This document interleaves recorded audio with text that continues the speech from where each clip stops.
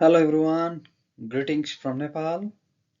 I am Niroj Dahal with my co-author Balchandra Luitel, Vinod Prasad Panta and Indramani Shrestha. So here today I am presenting my paper entitled Ethics of Self and Others in Autoethnography, a proposal from South Asia. So I am PhD scholar at Kathmandu University School of Education under the Department of STEM Education, Nepal. So I am so much pleased to share my ideas, my thought, my perspective on the International Symposium on Autoethnography and Narrative Journey. So these are my presentation outlines. So I'll be talking briefly about how I encounter with the emerging research methodology, autoethnography, and my understanding of ethics in autoethnography, ethics of others in autoethnography, Eastern and Western notion of ethics in autoethnography, ethics of self in autoethnography, ethical lenses of self and others in autoethnography, autoethnography's ethical principle and some possibilities, and I talked a bit about ethics of dharma and karma, representing dharma and karma, and finally some conclusion and references. So I encountered this immersion and ethically challenging methodology as a master level students in back 2011. This inquiry helped this inquiry positioned myself in South Asian context to explore my dharma as a duty and karma as my action as a teacher and other form of the action about the problem and challenges experienced in teaching and learning mathematics. And this I consider this as an opportunity to critically look into my position as a learner and teacher and life experiences pertaining to my various role, ideology, perception, beliefs, knowledge, and teaching practices to critique to self and other.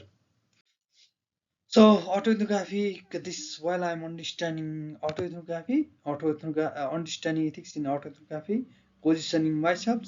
So this autoethnography is all about self or individual, where auto as self or individual, and ethnography as a culture of practices where my responsibility and obligation to respond to and acknowledge every others with my whole subjectivity, my thinking, my writing, and my body and my embodied personal and professional experiences and practices.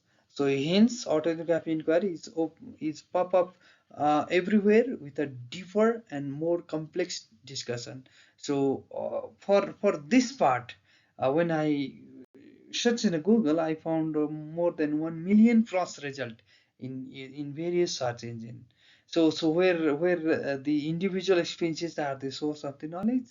Hence, autoetnographers also have some possibilities as well as there are some form of the ethical issues. So ethical issues in autoethnography inquiry are debatable from the Eastern and Western worldview, and this is true for the case in South Asia as well.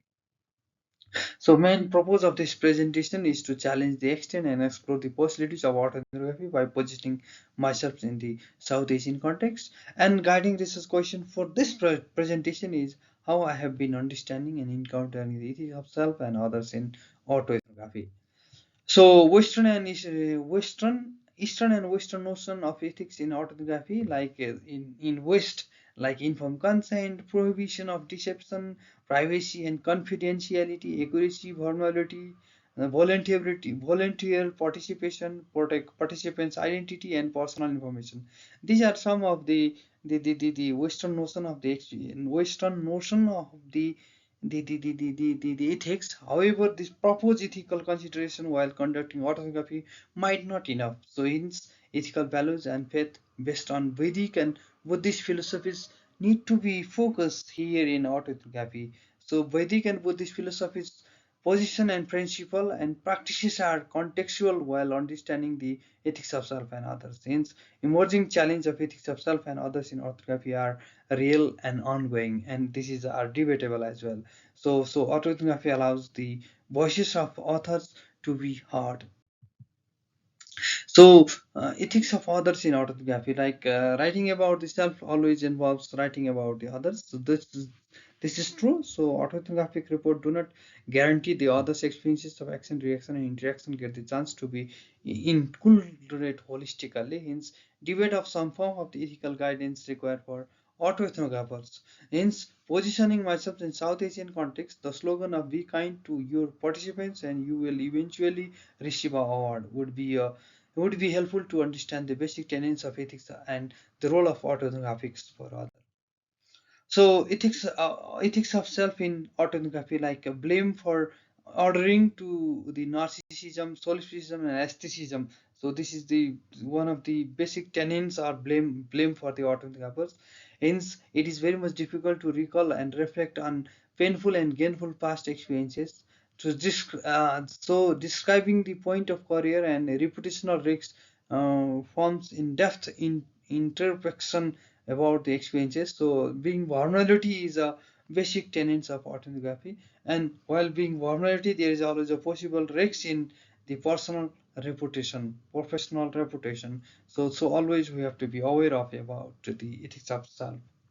Moving forward with the ethical lenses of self and others, always in Western worldview, the self might be seen as the self's lifelong task of personal and professional life world, and others are the ones who support completion of those tasks. So in Western worldview, stories, vignette, poems, and other form of the representation in autographic written by autographers may claim their own, but there are possible chance of matching others in their ways of representation. Hence, others who appears in the autographics might be friends, family, students, and other neighbors. So while incorporating those parts, so always we have to be aware with how to approach to others. Autoethographers chosen to be included, their ways of representation are not easy.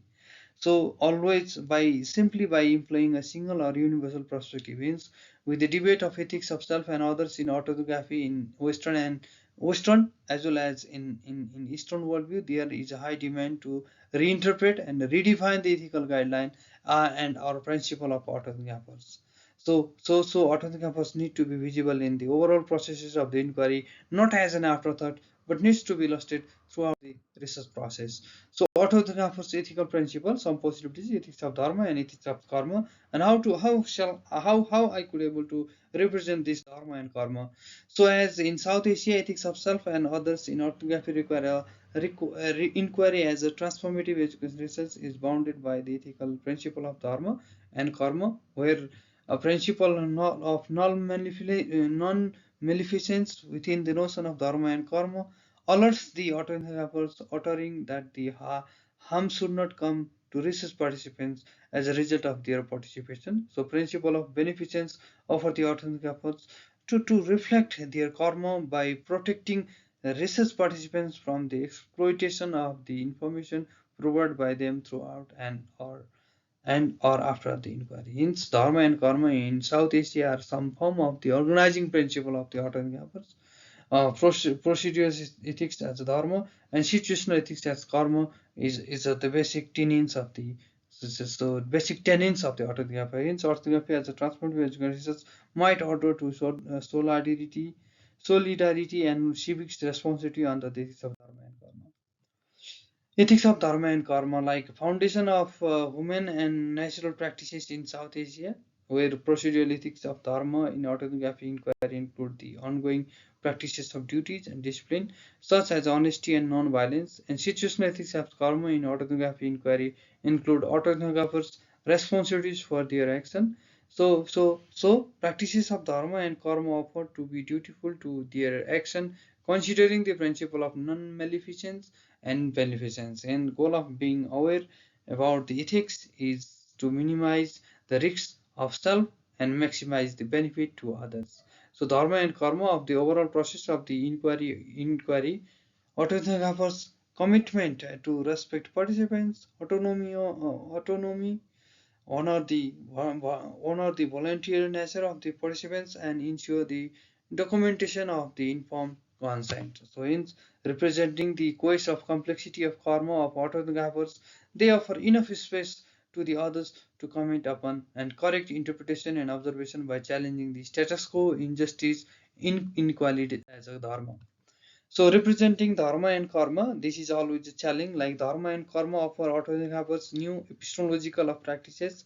So for that thick description and deep understanding of the phenomena by considering the principle of non-maleficence and the principle of beneficence. So hence autoethnography as a research method shall enable me to develop a better understanding of the issues under the phenomena by my lived experiences, considering procedurals and situational ethics of dharma and karma. So hence autoethnography in for a dialectical relationship or association between the autobiography and autobiography self as dharma and ethnographic culture as a karma. So it's autoethnographers to describe their dharma and to examine the feeling, emotion, thought, and practices to make a holistic understanding of the phenomena under the study. Hence, autoethnographers to be aware of their karma, to be conscious, which reflecting on their duties and action through writing as an inquiry for meaning making. Hence, autoethnographers might connect uh, their dharma and karma to wider culture and social meaning and understanding to enrich the meaning making process. So in brief, so some form of the conclusion derived from the paper are like, so as ethical responsibilities are with autonomous themselves in their context within the principle of non-maleficence and the principle of beneficence, either in any worldview, means autonomy do have authorial power to represent the dharma and karma for those research participants who are going to be included in their text. So authorial power reveals that the responsibility of the autographers is even greater than the world of action full of squares of complexity where they might be challenging the status quo, injustice and inequalities by doing no harm for self and others. And autoethnographies address the ethical consideration at the end of the methodology section as an afterthought. So afterthought contradict that the overall process of the autoethnograph first to reflect their procedural ethics as dharma and situational ethics as a karma. So ethics of autoethnography needs to be visible in the process and even in the ethos of life writing. Hence, there is a debate from the scholars regarding the self-narration of their context within the notion of procedural ethics as dharma and situational ethics as karma to be the ethics of autoethnographics in general and in East, West, and particularly in South Asia. So these are some of the references I have used for the presentation. Thank you so much. Thank you.